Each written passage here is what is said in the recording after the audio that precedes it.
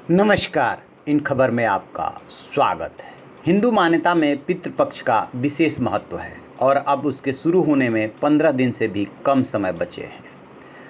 ये वो समय होता है जब हमारे पूर्वज हमारे अत्यधिक नज़दीक होते हैं, इसीलिए श्राद्ध कर्म करने, उनकी पूजा करने, तर्पण करने और आशीर्वाद प्राप्त करने का ये समय माना जाता है।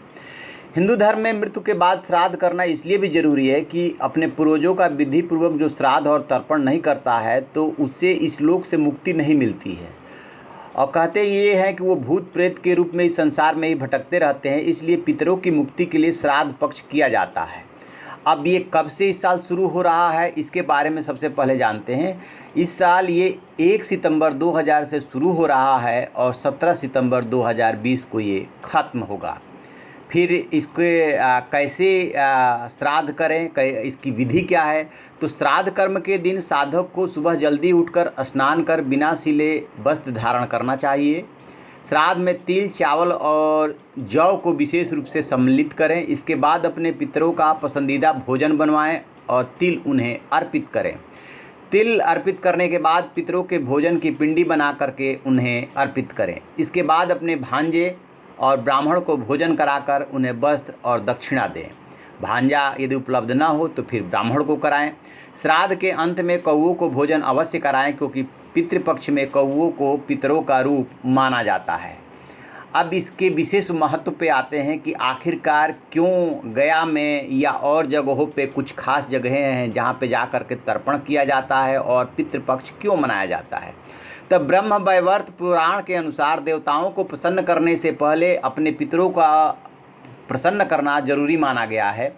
और पितृदोष को, जो सबसे जटिल कुंडली दोषों में से एक है, यदि किसी के है तो फिर उसके लिए मुश्किलें होने लगती है। माना जाता है कि पितृ यदि खुश नहीं है तो फिर आप यदि वो आशीर्वाद नहीं दे रहे हैं तो देवताओं का भी आशीर्वाद आपको नहीं मिलेगा। पितरों की शांति के लिए हर वर्ष भाद्रपद शुक्ल पूर्णिमा से अश्वनी कृष्ण अमावस्या तक के काल को पितृपक्ष श्राद्ध कहते हैं, इसी काल में किया जाता है।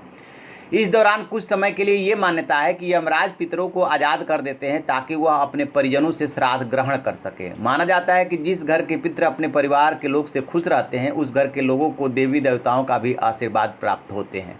हमारे देश में बुजुर्गों को भगवान के बराबर महत्व दिया जाता है, इसी कारण से उनके मरणोपरांत उनका श्राद्ध कर्म किया जाता है। शास्त्रों के अनुसार जिन लोगों को पितृ उनसे प्रसन्न नहीं होते हैं उन्हें पितृदोष का श्राप मिलता है। माना जाता है कि जिस घर में पितृदोष का श्राप लगता है उस घर के सदस्य कभी सुखी नहीं रहते, वो जीवन में सफलता नहीं प्राप्त करते। इस कारण से पितृपक्ष में पितरों का तर्पण किया जाता है और उनसे क्षमा याचना की जाती है।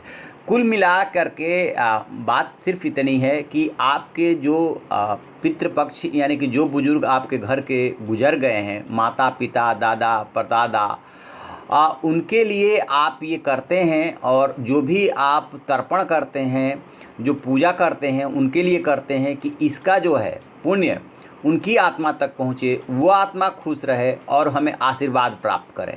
कौवे का विशेष महत्व इसमें इसलिए बताया गया है क्योंकि माना ये जाता है कि कौवे के रूप में आप जो अर्पण करते हैं, तर्पण करते हैं, उसको वो ग्रहण करने के लिए आते हैं।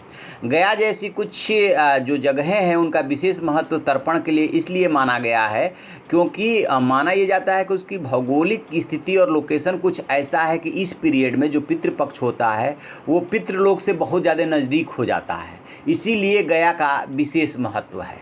तो आप ऐसी खबरों के लिए देखते रहिए हमारा डिजिटल चैनल इन खबर। Thank you. इन खबर चैनल को सब्सक्राइब करें और बेल आइकन दबाना ना भूलें।